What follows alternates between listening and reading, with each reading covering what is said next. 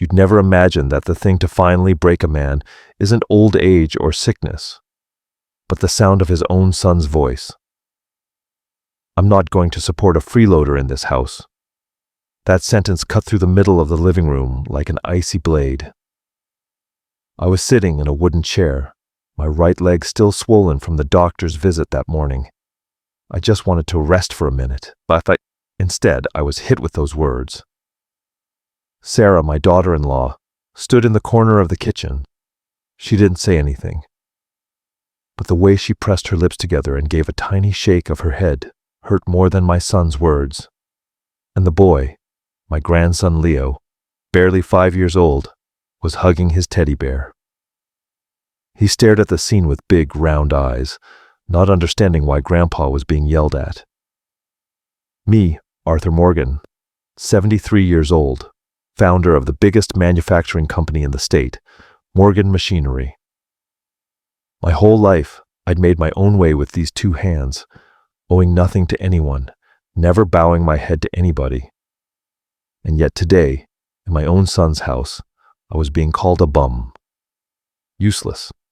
I didn't answer. I didn't argue. I just sat there, my hands starting to tremble, my gaze fixed on the old wooden coffee table.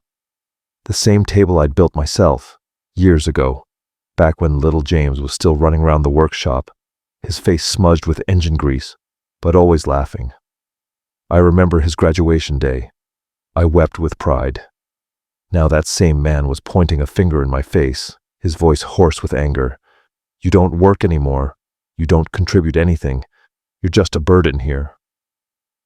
I heard his words and felt a huge emptiness inside. It wasn't anger. In that instant, I remembered my wife, Rose. It's been 3 years since she passed, but I can still hear her voice. Arthur, if one day your son forgets who you are, don't be angry. Teach him with silence. I took a deep breath. I stood up slowly, leaning on the chair. If you see me as a burden, then I won't let anyone be burdened by me. I walked past the boy and gently put my hand on his head. He looked up and asked, Grandpa, did I do something bad? I managed a smile that tasted bitter, even to me. No, kiddo. There are just some things grown-ups have to learn all over again, like how to love. That night, the lights in the house stayed on late. I sat on the porch chair, the same place Rose and I used to sit on summer nights. Looking up at the sky, I thought, maybe my son isn't really a bad person. He's just forgotten who gave him the hands to hold his first wrench. And I swore that the next morning I would remind him. Not with shouting, but with the truth. Before we continue, subscribe to the channel and tell us where you're listening from in the comments below. I was born in a small town in Ohio, in a little house with a tin roof, where the summers burned your skin and the winter wind found every crack. My father was a construction worker, his hands always caked with cement, and my mother took in sewing for the whole neighborhood. Poverty stuck to us like dirt on our heels, but I learned something from them. Being poor isn't as bad as living without integrity. At 15, I dropped out of school. I was a shop hand, then a stock boy in a warehouse, and then I drove trucks delivering goods all over the state. Years later, I became a mechanic, and it was the chime of steel on steel that taught me the value of patience. I always thought, a machine only runs well when every bolt is tightened to just the right in person, and people are the same. They're only strong when they know how to keep their promises. At 30, I was fired for standing up to a boss who was cheating on a machine installation. I went home that day with empty pockets, ashamed to face Rose. We'd been married less than 2 years, but she just smiled. She poured me a hot cup of coffee and said, maybe heaven just gave you a break so you could start over. That one sentence was the start of everything. I started repairing machines in a corner of the garage with just a wooden table and a few old tools. Soon neighbors brought me their appliances. My customer base grew. I hired people, opened a proper shop, and then I founded the company. Morgan Machinery was born from the smell of sweat, motor oil, and sleepless nights. I never thought about getting rich, I just wanted to live with dignity and leave my son a straight path to walk on. James was born when I was already past 40. I treated him like the most precious treasure life had ever given me. I wanted him to go to college, to live well, to never know the poverty and contempt his father had. I remember the days I'd sit him on my lap, and while I cleaned the oil off my hands, I'd tell him stories about engines, about how even metal has a heart if you know how to listen. Rose used to look at me and smile. I'm afraid one day he'll be too much like you, stubborn, unable to bend. I'd answer, as long as he knows how to stand tall, that'll be enough. Years later, the company grew, and we moved into a bigger house. Rose kept up the habit of making my coffee every morning, and I never forgot to kiss her forehead before I left for work. 38 years together, without a single real fight. She passed in her sleep, peaceful, like someone who has done everything she needed to do. From that day on, the house felt empty. The noise of the machines in the shop kept on, but my heart was silent. At every meal, there was only one set of silverware. And in that silence, my biggest fear wasn't loneliness, but living so long, I'd forget who I'd been. Then James said, "Dad, come live with us. The house is big, and you'll have Leo to play with." Hearing that, I felt my heart warm up. I thought life still had a use for me, wanted to give me the chance to live near my son, my own blood. I didn't know that by crossing that threshold, I was walking into a house where my memory would be put to the test. I moved in with James at the end of fall, when the first winds dry out the leaves and the soul. My son greeted me with a somewhat forced smile, and Sarah, his wife, just nodded, her eyes unable to hide her reluctance. I brought some clothes, a few pictures of Rose, and a small box with the technical notebooks I'd filled over the decades. That was the whole estate of a lifetime. Their house was modern, so spotless it was cold. I tried not to make a big deal of it. I told myself, I'll get used to it. They're young. They have a different way of living. The first few days, I was even happy. In the morning, I'd walk Leo to school. In the afternoon, I'd water the plants on the patio, and sometimes I'd cook something simple. My grandson loved my scrambled eggs. He called them Grandpa's special eggs, and every time he ate them, he'd laugh out loud. His laugh was the only thing that made that house less cold. But soon the annoyed look started. Sarah would frown every time I forgot to turn off a light or dropped a spoon on the floor. James didn't say anything. He just kept quiet, a silence as heavy as a wall. One time I heard them arguing in the room. Sarah's voice was harsh. "Is your father going to stay here forever? This isn't a retirement home." I stood behind the door, my heart shrinking. I didn't blame her. I just felt sad because I was the one who had believed my presence still meant something. I remembered my old house with Rose, where the afternoon light streamed through the window and the smell of coffee mixed with the chirping of sparrows. There, nobody reminded me I was old. Here, every step I took made me feel like I was in the way. There were nights when the family was watching TV in the living room, and I preferred to sit on the porch. I'd make myself a weak cup of coffee and watch the light from the streetlights reflecting on the window. Their laughter came from inside, mixed with the sound of dishes, the murmur of the busy lives of young people, and me, silent as a shadow.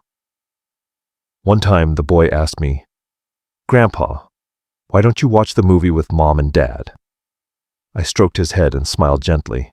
"Grandpa likes listening to the wind more, kiddo. The wind knows how to tell old stories." But in reality, the wind wasn't telling me anything. It just blew, cold and empty. I started to measure my days in small tasks, cleaning my old wrenches, tightening a loose screw on the patio chair, writing a few lines in my notebook. I wrote, "Maybe when you get old, the most fearsome thing isn't death, but being useless." I kept those pages carefully under the wooden chair where I usually sat. The same chair that would from then on be a witness to every one of my heavy breaths, and the place where I would learn to be silent until the day it was necessary to truly speak. Time passed, and in that house, I slowly became a shadow, one that everyone saw but no one paid attention to. I'd get up early, make my coffee, and sit on the patio, waiting for the boy to wake up so I could take him to school. When I got back, I'd clean the kitchen, do a little laundry, and sometimes fix a doorknob or a broken outlet. They were small things, but I did them out of the habit of a lifetime of not being able to sit still. However, every time I got up to help, Sarah would say quietly, in a soft tone but with the edge of a blade wrapped in velvet, "Dad, leave it. I'll get it. You should rest. Older people shouldn't overdo it." It sounded kind, but her eyes said, "Don't touch anything else." James was rarely home. He left early and came back late, and when he arrived, he'd just sink into his phone. We talked less and less. There were days I'd greet him, and he'd just nod his head. A gesture that wasn't cold, but it was distant. Little by little, unwritten laws were established in the house. I ate alone, I did my own laundry, and I didn't turn on the TV after 8. Nobody ordered me to, but I understood. Old people learn fast. A single look is enough to understand that we shouldn't take up other people's space for too long. One night, while I was washing the dishes, Sarah walked past me, sighed, and said, "That dishwasher is very expensive, Dad. Don't use so much soap." I looked at the white foam going down the drain and answered slowly, "Sorry, it's just habit." She said nothing else, just sighed again and went upstairs. That night I sat alone on the porch. On the table, a cup of cold tea next to Rose's empty chair. The wind slipped through the trees and brushed my gray hair. I remembered the nights before when Rose would sit next to me, listening to me talk about the new machine I was building. She used to laugh and say, "As long as you live true to yourself, I'm at peace." Now it was just me and the emptiness beside me. The boy was the only one who kept me anchored to life. Every afternoon, coming home from school, he'd run into the house, hug my legs, and shout, "Grandpa, I got an A." His clear voice dissolved some of the weight in my heart. I'd pick him up, spin him around, and laugh as if nothing hurt. But when he was asleep, I'd look at his small face and wonder, when he grows up, will he look at me with the same eyes his father does now? In that well-lit house, among the sounds of the TV, the dishes, and young life, I could clearly hear my own silence. A dense silence, not from loneliness, but because no one wanted to hear me anymore. And I understood that sometimes contempt isn't in the words, but in the evasive glance, in that distance so short, it's already impossible to cross. I woke up with a sharp pain in my leg. The old inflammation was back, so I couldn't take the boy to school as usual. I thought I'd rest, take my medicine, naively believing my son would understand. But no. Sometimes it just takes one small detail to see a person's heart clearly. James came home early that day, his shirt wrinkled and his tie crooked. I was sitting in my wooden chair, my leg propped up on a stool.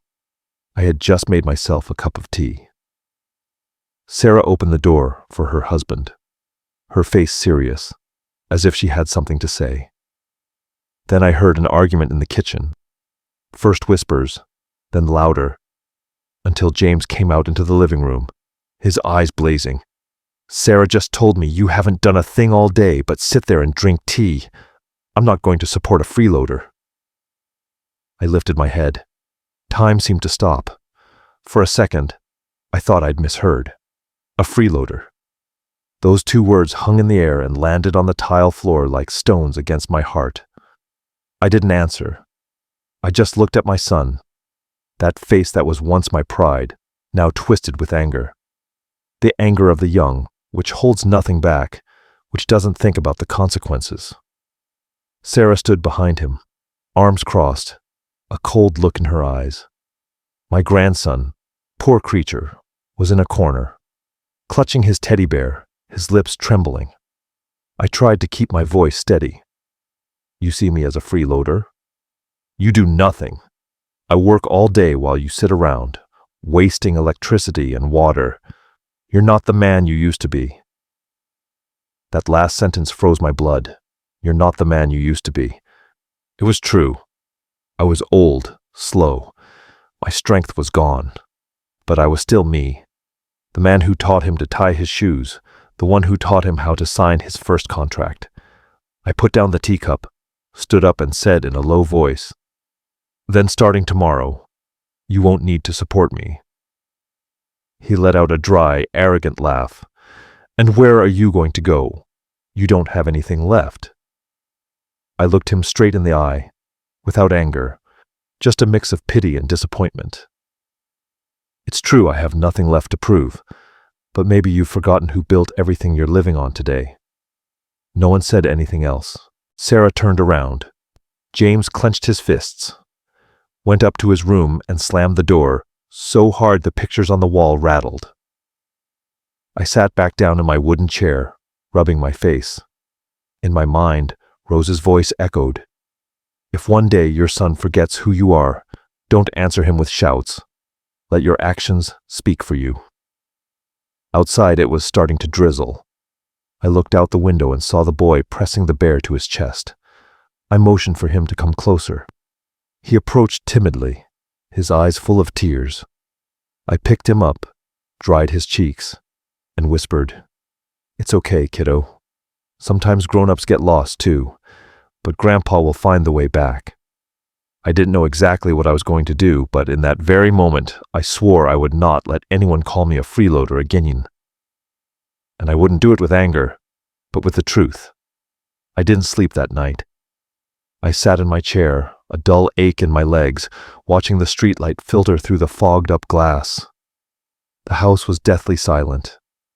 Upstairs, James was probably sleeping, or pretending to, and Sarah had shut her door as if to cut herself off from the world. It was just me and my memories. I opened a small drawer and took out my old notebook. The pages were yellowed, stained with motor oil, filled with figures, sketches, and technical notes I'd collected over decades. Between the lines, I found a small scrap of paper with Rose's handwriting. "Never let work make you forget who you are. And if one day your son stops understanding you, teach him with your life, not with your anger." I gently stroked her handwriting with a trembling hand. Rose always spoke little, but every one of her words was anchored in me forever. I remembered the early days when we built the shop. We shared every penny. I worked at night, and she'd bring me food wrapped in a cloth. One time, when we were short on money, I thought about selling her wedding ring, but she took my hand and said, "No one is poor if they keep their honor, Arthur." Now, 30 years later, that same honor was being called useless by my own son. I wasn't angry with him, really. I just felt like something inside me had collapsed. Maybe I'd gone wrong somewhere. Maybe I'd given him too many things and forgotten to teach him one. That self-respect isn't inherited. I gave a lonely smile, the tired smile of a man who, after a lifetime of work, now had to learn to be quiet. I looked at the small table where Rose's photo was blurry in the candlelight. "My dear," I whispered, "I think I get it now. Tomorrow, I'll remind our son who I am. Not with words, but with facts." The pain in my leg forced me to keep massaging it, but I didn't feel anything anymore. In my head, there was only a clear plan. It wasn't revenge. I've never lived to humiliate anyone, not even someone who offended me. I just wanted to get back something they thought was lost. The truth. I took a pen and paper, wrote a few lines, folded the sheet carefully, and put it in my shirt pocket. It wasn't a will, but a reminder for myself. Tomorrow, go out and be who you really are, without needing to prove anything. Just stand tall. When the clock struck 2 in the morning, I turned off the light and leaned back in the chair. The rain had stopped. The sky was completely dark, but I knew the dawn would come. And when the first light filtered through the window, I would leave this house. Not because I'd been kicked out, but because I was choosing to leave, to live once more as the man Rose had always trusted. It was barely light when I got up. The pain in my leg was still there, but I felt strangely light. Some days, you don't need to be strong, just brave enough to stand up. I put on my best clothes, the white shirt, old but perfectly ironed, the dark trousers, and the black shoes Rose had picked out for my first meeting with an important partner. In front of the mirror, I combed my hair, straightened my gray beard, and looked at myself closely. My face was aged. Yes, but it was still the face of the man who had built an empire with his own hands. I didn't tell anyone. When Sarah came down to make breakfast, I just nodded my head and walked out the door.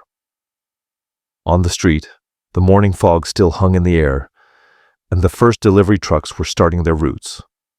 I called a taxi and asked the driver to take me to Morgan Machinery. He turned and smiled. "Great company, sir. The new owner is doing very well." I just smiled. The new owner. Two words that sounded as distant as they were ironic because I was the one who put my own name on the sign over the door. When the car turned onto the familiar street, my heart sped up. The iron sign was still there, high up. Morgan Machinery, engineering and agricultural equipment. I got out of the car and stood there for a moment in silence.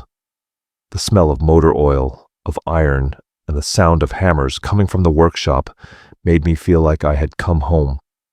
I went in through the back door, as was my old habit. The veteran employees recognized me. Many of them just froze. "Mr. Morgan, are you really back?" I nodded, smiling. I went and greeted each one with a pat on the shoulder. "Just came to check on a few things." I went up to the main office, where a plaque now hung with the name James Morgan, Executive Vice President. The boy who once sat on my lap to learn how to tighten a bolt now held the EVP's office without knowing who really signed every permit. I knocked on the administration door. The young secretary looked up, surprised. "Hello, are you—" "The person who still signs your paychecks, young lady." I asked to meet with the head of human resources and the chief accountant. My voice wasn't loud, but it had an authority that made everyone else go quiet. An hour later, James's entire file was on my desk. His contract, his attendance records, reports on his use of the company car, and customer complaints. I read every page without saying a word. Each line was like a small blade wounding me inside. Not because my son was making mistakes, but because he thought I would never know, that I was just old and didn't care. The head of HR looked at me, hesitant. "We didn't dare intervene, sir. Everyone thought you knew and were allowing it." I slowly shook my head. I have never allowed anyone to do things the wrong way, not even my own son. I left the company when the sun was already high. As I passed through the workshop, the old mechanics put down their tools to greet me. In their eyes shone a respect I thought I had lost. I smiled, feeling lighter. Maybe somewhere, Rose was looking at me and smiling with me. I was very clear that I would be back the next day. Not to take back power, but to restore something more important, justice. And then, from this very place, my son would have to face the truth. Not through his father's words, but through his own actions. I woke up early, when the first light barely crept through the curtains. The dew fogged the window panes, a cold but pleasant sensation. I made coffee, and its aroma spread gently through the kitchen. That familiar smell that Rose used to call the smell of new beginnings. I sat at the table, and the wooden chair creaked with a strangely comforting sound. Sarah came into the kitchen, still in her elegant pajamas, her hair in a bun, phone in her hand. She shot me a look, still cold, but for an instant, I noticed something different. A hint of confusion. Maybe because she no longer saw the hunched-over old man, but a calm man in a white shirt and gleaming black shoes, whose stillness made the kitchen seem smaller. I poured the coffee without saying anything. When the staircase door opened, James appeared. He was wearing a company shirt, his tie crooked, looking in a mirror to adjust it. Seeing him, I remembered an image from years ago, the day I took him to his first interview, my hands trembling with fear he might fail, and my eyes filled with pride when he came out with a beaming smile. Now instead, he kept his head down, not looking at me, as he grabbed his car keys. I waited until he was almost at the door, and then I spoke. "Don't go to the company today." He stopped cold. His gaze sharpened, as if he'd heard an absurd joke. "Why not? Who decides that?" "I do," I replied calmly. "You?" "Yes, me, Arthur Morgan, the person who is still listed as the sole owner of all shares and assets of Morgan Machinery." The air froze. Sarah lifted her head, her eyes wide. James let out a dry laugh, halfway between disbelief and disdain. "What are you talking about? You retired. Everyone knows Peterson runs the company." "Peterson is the general manager," I replied, keeping the same tone. "But the owner has never changed. I never signed a transfer, and today I need to take care of some business personally." The room fell silent. Sarah put her phone down on the table and stammered, You still own the company?" I looked at her calmly, without arrogance or anger. "Yes, but that's not what's important. What's important is that your husband still hasn't learned to be a decent person in the very place that bears his name." James turned pale, and his voice cracked. "You can't do this to me." I put my coffee cup down on the table, not taking my eyes off him. "Yesterday I was a freeloader, and today I'm your father again? Which one of those is more true for you?" He was silent, his lips trembling slightly. In his eyes, something had just shattered, and at the same time, awakened. I didn't wait for an answer. I just said, "Don't go in today. If you have any self-respect left, stay home and think." I got up, buttoned the last button of my shirt, and walked slowly to the door. I felt an immense lightness, as if I had taken off a weight I'd been carrying for years. Behind me, I heard Sarah whisper, "James, I didn't know." But I didn't turn around. I knew that when the truth speaks, it doesn't need to shout. By itself, it forces others to be quiet. Outside, the morning sun shone warmly. I started walking as if, for the first time in many years, my feet no longer felt heavy. I didn't go straight home that afternoon. I stopped at the corner candy store, the same place where a young James had asked me for a chocolate bar and then cried because I didn't have enough money. The owner still recognized me. "Mr. Morgan, it's been so long," she said, with a smile so sweet, as if time hadn't passed. I bought a chocolate bar, my grandson's favorite, and went to pick him up from school. As soon as the school doors opened, the children poured out, chirping like a flock of birds. In the crowd, I saw him. His bright eyes, his backpack bigger than he was. When he saw me, he shouted, "Grandpa!" That one word melted all the hardness in my heart. He ran to me and hugged my legs tightly. "You're picking me up today?" "Yep, and we're going to get ice cream." "It's a secret. Don't tell your parents." We sat on a stone bench in a nearby park. I bought him a vanilla ice cream cone and a black coffee for myself. The wind blew through the trees, and the leaves whispered like the murmurs of years past. The boy ate his ice cream and wouldn't stop talking. About his new teacher, about a song he learned in class, and suddenly he asked, "Grandpa, did Dad yell at you yesterday?" I stopped and looked into his clear eyes. Children hear so much more than adults think. I smiled and stroked his head. "Dad was just tired, kiddo. When people grow up, they sometimes forget to speak softly, but it's okay. Grandpa isn't mad." He nodded, thoughtful, and then said quietly, "I don't like it when anyone yells at you. I like it when Grandpa smiles." Then I truly smiled, a smile that Rose probably would have recognized. "Well then, Grandpa will smile more often," I told him. as long as you remember that good people don't need to shout to be heard. We took another walk around the lake. The sky was turning golden and the water sparkled, reflecting the sunset.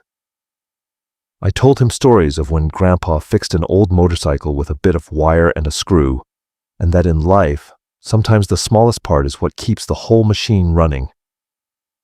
He listened intently, his eyes shining.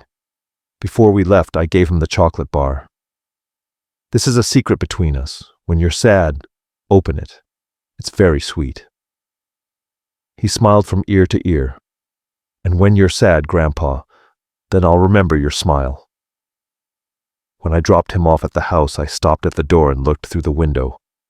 Sarah was setting the table, and James was sitting with his head in his hands, looking exhausted. I didn't go in right away. I wanted to hold on to the peace I had just found, between a child's laughter and the sunset of a finished day.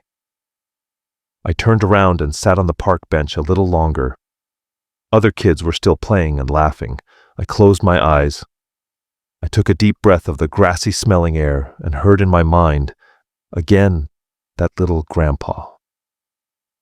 In that instant, I realized that sometimes what saves a person isn't victory or honor, but a small hug that believes you still deserve to be loved. That night, dinner was terrifyingly silent. Sarah served the food without a word. James sat across from me, his head down, holding his silverware without taking a bite. The boy looked around, sensed the tension, and also stopped talking. The only sounds were the ticking of the clock and the whistle of the wind finding a crack in the window. I ate slowly, not looking at anyone. Every bite had a metallic taste, not from salt but from the bitterness of a father who was learning to be quiet. I thought that maybe, sometimes silence was the most necessary lesson. When I got up to wash my plate, Sarah cleared the rest in silence. She didn't speak, but I noticed her gaze had lost its edge. In its place was a hint of shame. As for James, he retreated to his room. The door closed softly, but the sound echoed inside me, like a period at the end of a sentence. Later that night, I sat on the porch, listening to the rain fall. Upstairs, I heard footsteps, and then a choked, almost imperceptible sob. I recognized it immediately. It was my son's cry. A cry I hadn't heard in decades, not since the day he fell off his bike and tried to hide his tears to look strong. Now he was crying like a lost child. I made a move to get up, but I stopped. I remembered Rose's words. Don't rush to hug someone who doesn't yet understand the pain they've caused. Let them listen to the echo of their own mistakes. I sat back down, holding onto the arm of the wooden chair, my heart full of compassion, but also calm. I knew that, in that moment, James's tears didn't need comfort. They needed a silent witness. The next morning, as I was making coffee, James came downstairs. His face was swollen from the lack of sleep, his eyes red. He sat at the table without saying anything. I didn't speak either. I poured another cup of coffee and put it in front of him. The hot steam rose between us like a fragile bridge. After a while, he broke the silence, his voice hoarse. I got a notification from HR. They said there's an investigation. I nodded. Yes. Could you give me a chance to explain? I looked up and met his eyes. There was no anger, just tiredness and a little pity. Son, chances don't come when you ask for them. They come when you know how to keep them. You've had more chances than anyone, at the company and in this house. But you forgot that chances don't live in a job title or in money. They live in how we treat other people. He lowered his head. I continued gently. I'm not punishing you. I'm just teaching you one last lesson, like when you were little. When you make a mistake, you have to fix it yourself. Not because I want to win, but because I want you to grow up. He said nothing else, just nodded and got up from the table. I stayed there, sipping my bitter coffee, looking out at the porch where the raindrops were still falling slowly. I felt something inside me was changing. It wasn't satisfaction, but a small faith that maybe, finally, my son had begun to hear his own voice in the silence of his tears last night. The news from the company came sooner than I expected.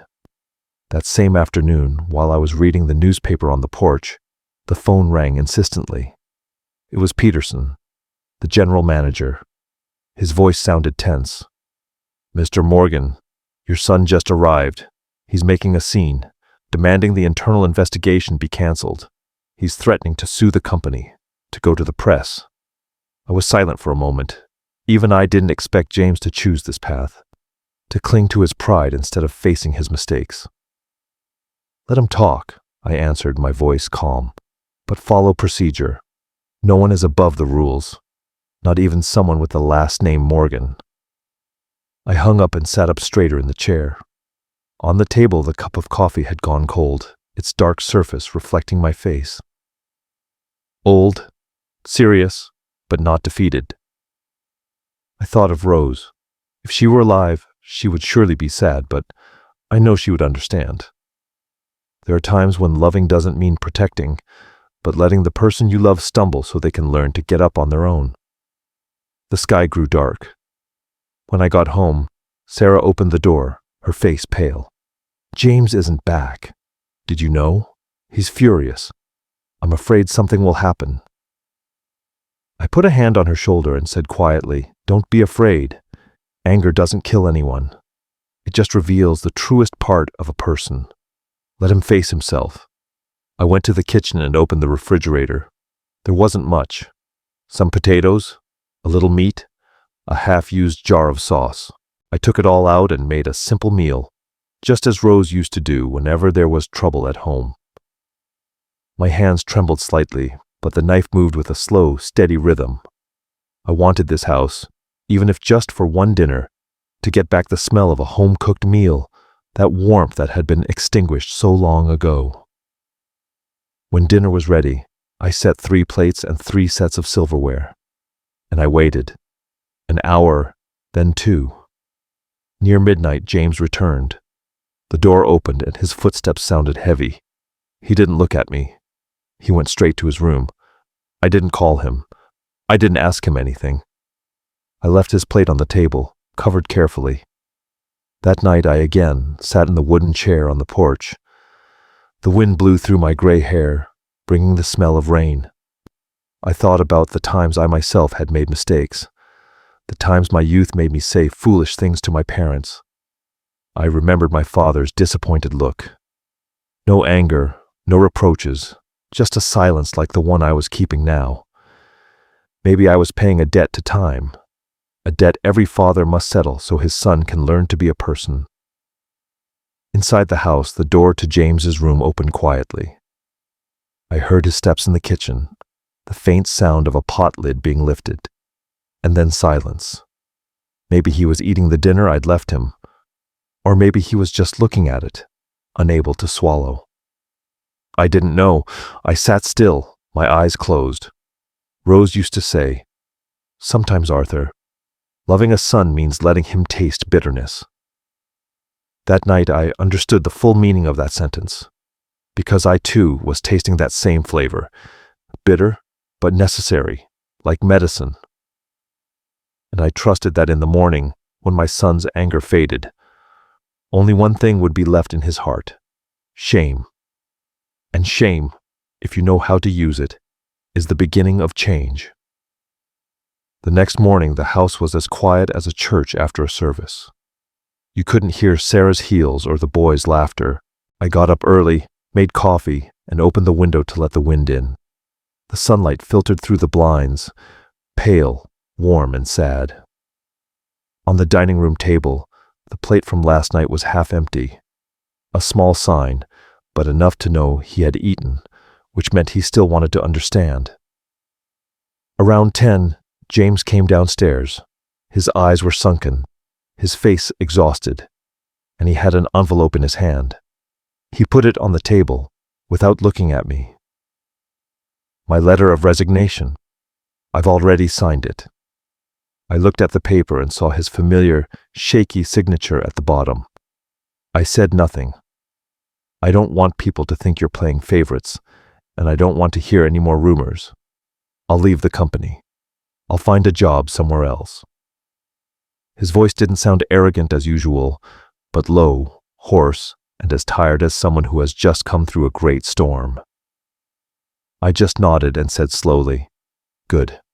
Sometimes, to stand tall, you have to know when to walk away from the place where you once bent."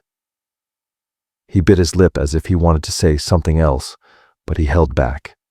He clenched his fists. The silence between us was as heavy as lead, but it no longer had sharp edges. It was like the calm after the storm.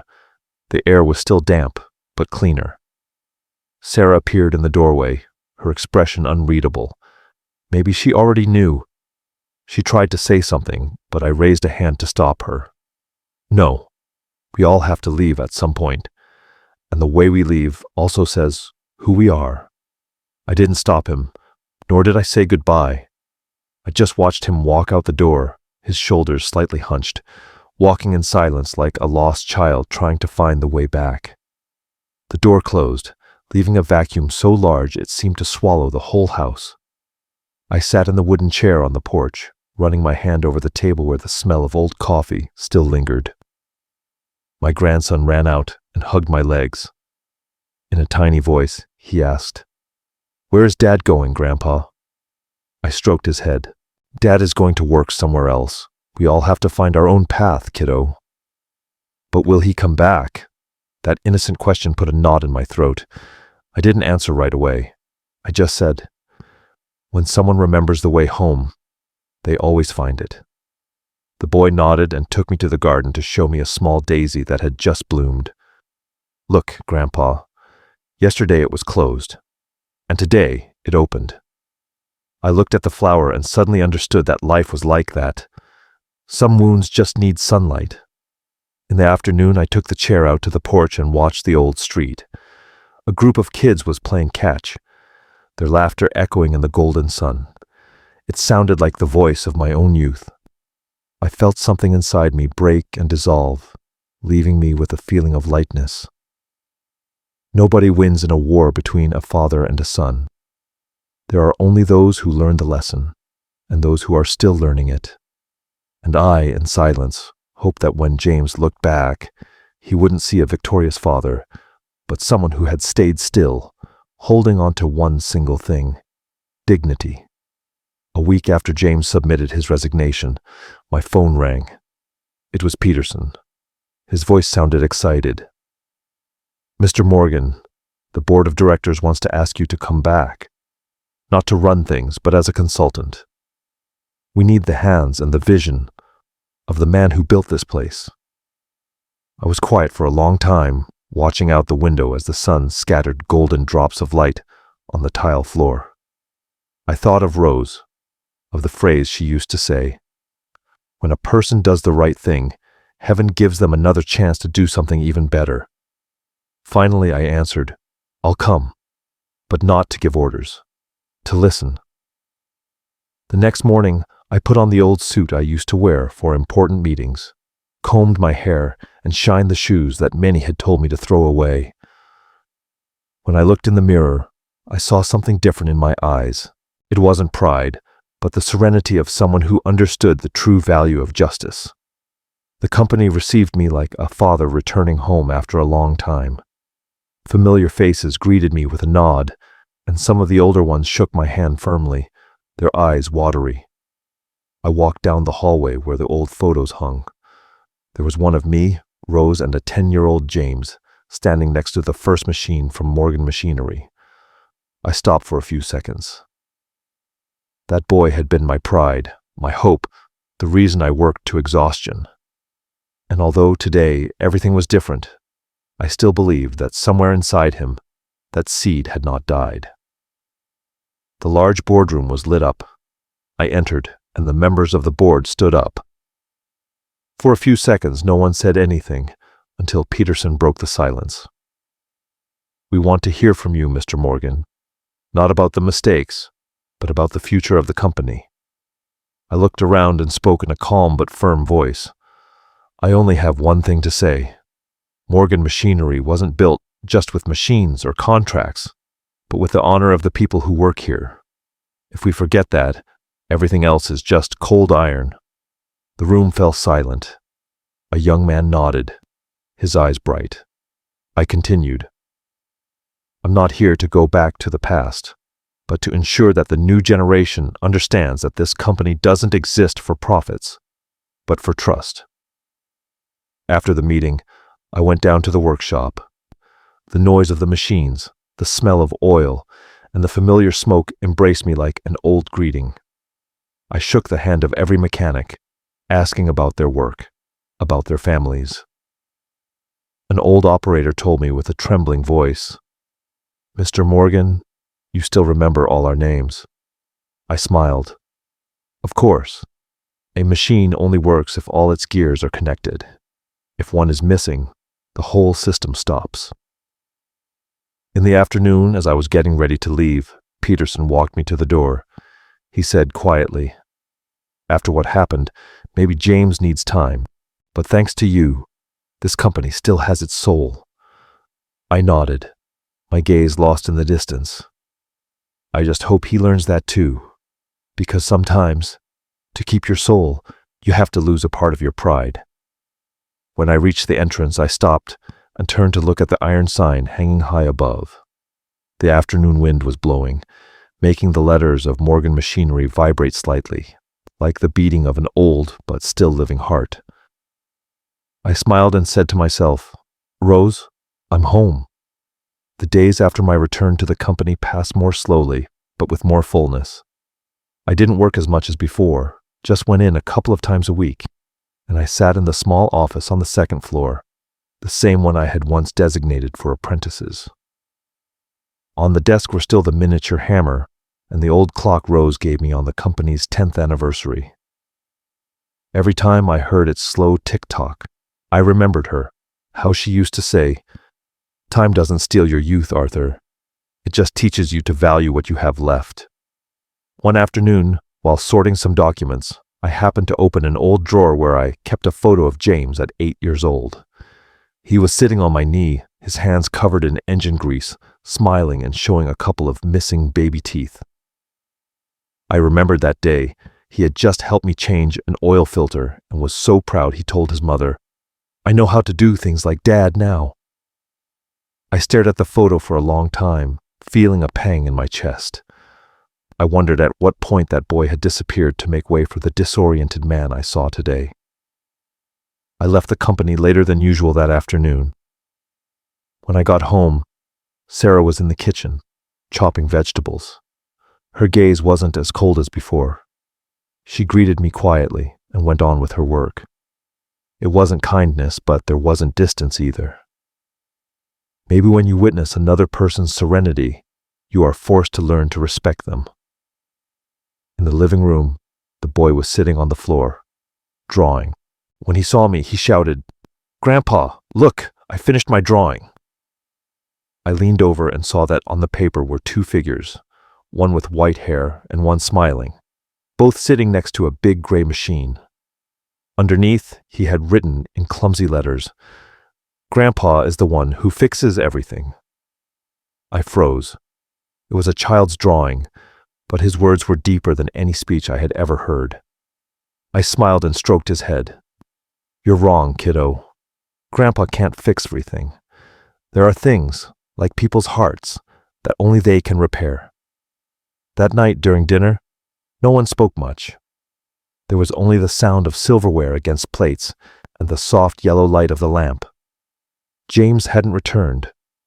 I suddenly remembered a phrase my father used to say, "You only truly mature when you learn to be silent without hiding." Maybe my son was in that phase, the silence and acknowledgement of guilt. When I finished washing up, I went out to sit on the patio. The night was cool, the sky was clear, and a few stars were twinkling. I took the photo of James out of my pocket, looked at it for a long time, and whispered, "Son, I don't need you to ask for forgiveness. I just hope that one day you look at others with the eyes of the boy in this photo." With sincerity, feeling pride without needing to show off, I left the photo on the table and leaned back in the wooden chair. Inside the house, the boy was laughing with his mother. Outside, the night breeze blew gently. I understood that there are wounds that don't need stitches. just enough time for them to close with memories and generosity. One morning, Peterson came to find me in the workshop. He smiled and handed me a piece of paper. "Mr. Morgan, the local technical college wants to invite you to give a talk to the new students about the mechanics trade. They've heard a lot about you and want the new generation to learn the spirit of work from the old days. That time when people did more and talked less."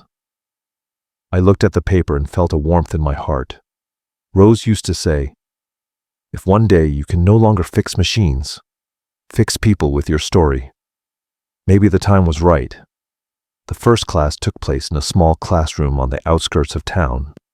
The walls, painted a faded yellow, were peeling, and the wide-open windows let in a light that illuminated the dust motes in the air.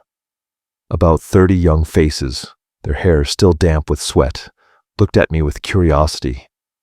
Some whispered, "Is that the real Morgan? The name on those big machines?" I smiled and nodded. I didn't start by talking about formulas or techniques, but with a story. When I was young, I once spilled an entire gallon of oil on the floor. My teacher back then didn't yell at me. He just said, "If you don't know how to clean up the mess you make, don't dream of mastering a machine." That sentence stuck with me forever, because this trade, like any other, starts with attitude. The whole class was silent. I saw in their eyes something I once had too, the hunger to prove their worth. I told them about the nights I slept among the smell of burnt iron, about the days I ate stale bread, dreaming of having my own shop. And then I told them, "Don't be afraid of failure. Losing today isn't as terrible as not daring to try again tomorrow. It has taken me a lifetime to understand that a single loose bolt can ruin an entire machine, and that a single minute of carelessness is enough to lose your honor. If you keep your integrity, any machine will work." During the break, a thin, shy-looking student approached me. "Sir, my name is Ryan. I don't know who my father is. I just know I want to be a good mechanic so my mom doesn't have to suffer anymore." I put a hand on his shoulder and felt him trembling. "You will be, Ryan. You'll be good if you learn to respect every little thing you do." Those words reminded me of James. I didn't know where he was or what he was doing, but I hoped that one day he would find someone to teach him, with the same humanity with which I was teaching this boy. When the class ended, Ryan was the last to leave. He turned around and gave me a deep bow. In that moment, I understood something. I might have lost a son to his mistakes, but heaven was sending me other children, not of my blood, but with the same faith. That night when I got home, I opened my old notebook and wrote a new line. Not everyone is born to continue a bloodline, but anyone can continue a legacy if there is someone willing to plant the seed of integrity in them. I closed the notebook and looked up at the night sky. High above, the small stars shone like hundreds of gleaming bolts in my old workshop. I smiled. Maybe Rose was also looking down and smiling with me. One Saturday morning, while I was cleaning my old tools on the patio, there was a knock at the door. 3 knocks, and then silence.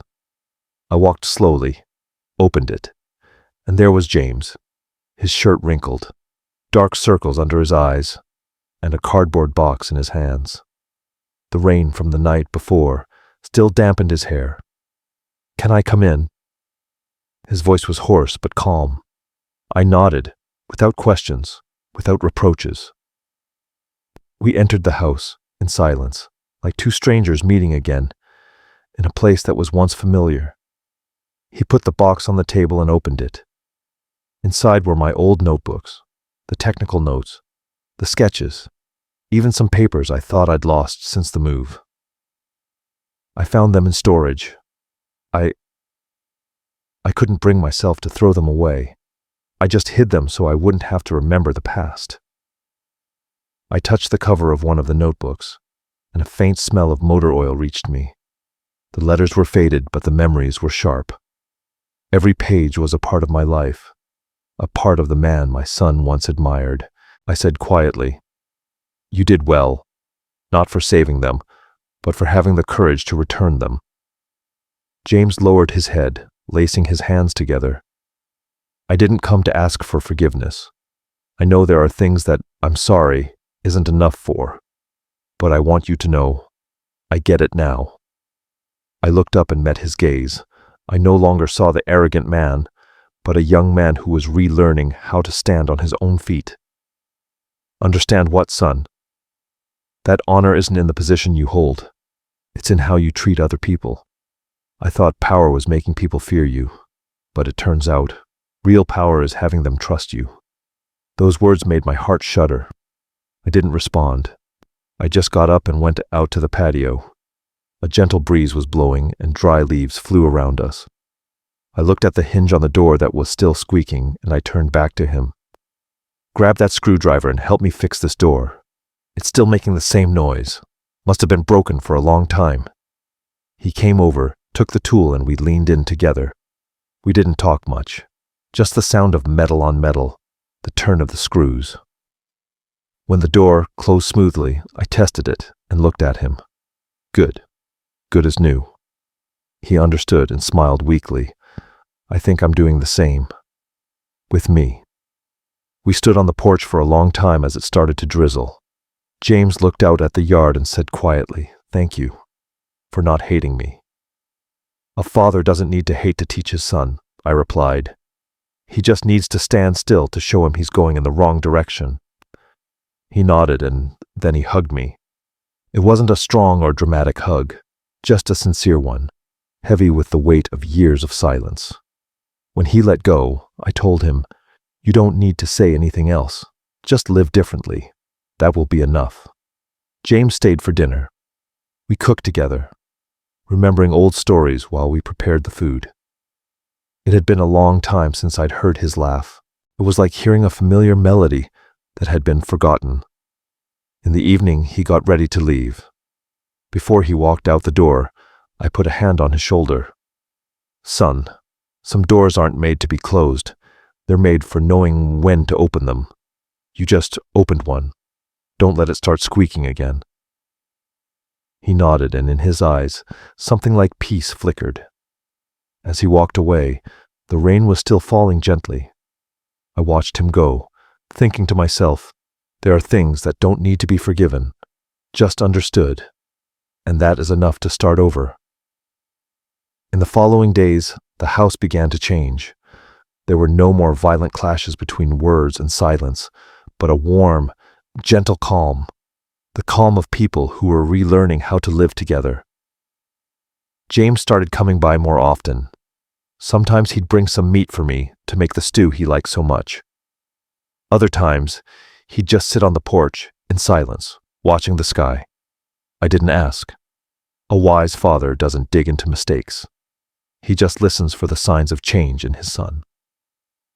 Sarah's gaze had also lost its edge. Now there was a hint of respect, a stillness that made the whole house seem to breathe again, after a long season of suffocation. The real peace, however, came through my grandson's voice. One afternoon, I found him sitting on the patio floor, drawing and humming softly. When he saw me, he shouted, "Grandpa, look! I'm drawing Dad and you sitting together under a big tree, and I'm in the middle, holding your hands." I chuckled, but his childish words took my breath away. Holding our hands? Yeah, because if Grandpa and Dad sit together, I want to be in the middle so you don't come apart anymore. I stroked his head, feeling a slight tremor in my hand.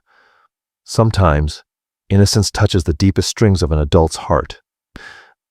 That night at dinner, the silence was no longer heavy but comfortable. James served me a piece of meat. A small, ordinary gesture, but for me, it was an apology that didn't need words. After dinner, we went out to the porch. James followed me with 2 cups of coffee, and we sat next to each other. "Dad, I'm working at a friend's small workshop." He broke the silence. "I'm not earning much, but I feel light." "Good. It doesn't matter what you do as long as you don't feel like you're someone else. I want to teach the new kids who come in, like you taught me, not about machines, but about how to live." I turned to look at him, and I saw that there was no arrogance left in his eyes. He had the look of someone who was learning from scratch. And that was what I had been waiting for. The real legacy, I understood. It's not the money or the fame. It's making the next generation understand that respect and integrity always have a place in life. Time passed slowly, as peacefully as an early autumn morning. I didn't go to the company every day anymore. My joy was at home, between my grandson's laughter and the smell of coffee in the morning. James came home late, but with a brighter face. The exhaustion of honest work is always different from that of arrogance. One night, when everyone was asleep, I sat at the wooden table under the yellowish light that illuminated my old notebooks. I opened one, and among the notes on machinery, I found a blank page. I felt the need to write. Not for my son, who was already finding his own way, but for my grandson, the tender shoot of this family, the one who still looked at me with clean eyes. I took the pen and wrote, very slowly, "My dear boy, when you read these lines, I may already be far away, but don't look for me in a photograph, or in a grave, or in the name of a company. Look for me in the purr of a well-tuned engine, in the hands of a worker, in the gaze of someone who doesn't bow their head to what is wrong. I wasn't an extraordinary man, just someone who didn't want to forget who he was. When you grow up, you'll meet people who tell you that kindness is weakness, and that silence is cowardice. Don't believe them. Sometimes silence is the most powerful way to keep your dignity. If someone tells you your grandfather was a freeloader, smile and answer, 'My grandfather was just resting after building a small world that other people are still living in.' And remember, son, they can take your money and your position, but never let anyone take your self-respect, because when you lose that, it takes a lifetime to get it back." When I finished, I folded the letter and placed it inside the notebook where Rose had written years ago, "Dignity is not inherited, it is cultivated." Ever since my son learned to bow his head without collapsing, and my grandson to lift his without arrogance, I understood that life's justice isn't found in courtrooms, but in the way we are remembered. That morning, I woke up before the sun peeked out.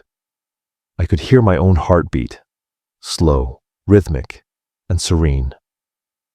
On the table was the notebook with the letter. I touched the cover, as if I were touching Rose's hand. I had lived true to her advice, not to teach with anger, but with silence. James came out of his room and smiled at me slightly. "Why are you up so early?" "Old man's habit. Sleeping too much is a waste." He poured me a cup of coffee and sat down across from me. The sunlight lit up our faces, and between us was a silence that once separated us, and now united us. "I'll bring Leo over this afternoon," he said. "He misses you." I nodded with a smile as soft as the sun on the porch. He was quiet for a moment, and then said in a low voice, almost a whisper, "Thank you for not giving up on me." I looked at my son, and I no longer saw the man who had wounded me. I only saw the boy from long ago, trying to fix what he had broken. "No one gives up on anyone's son," I said. "There are just those who walk away, so they can learn how to come back." When he left for work, I went out to the patio and sat in my usual wooden chair. The seat had a groove that fit my back perfectly, the mark of so many years of leaning on it, to think, to endure, to forgive. I thought about my life, from being the poor son of a construction worker to becoming the boss of hundreds, only to go back to being an ordinary father, an old man with an old wooden chair. I had nothing left to hold on to except memories and peace. At noon, my grandson ran in. "Grandpa, look, I learned how to do a cartwheel." I opened my arms and hugged him tightly, feeling the warmth of a new generation making its way with faith. The evening fell. The wind blew on the porch, mixing the smell of earth, flowers, and time. I opened the notebook and wrote one last line. If someone asked me, What is the most valuable thing a man can leave as a legacy? I would say it is not property, but self-respect. Because when a man lives with integrity, death is just a dream. I put down the pen and leaned back in the chair. The sun was dimming. The laughter of the children in the street faded, melting into the wind. I closed my eyes. My breathing became regular, and I felt my heart as light as a cloud. No one heard the whisper of my words, but maybe Rose did. I kept my promise. I didn't take revenge. I just lived, as you taught me, with all my dignity intact. And that was enough. Because sometimes a life just needs to end with a breath of peace, to be complete. If this story moved you, please like the video, subscribe to the channel, and share your thoughts in the comments. To hear the next story, click on the box on the left of your screen. Thanks for watching.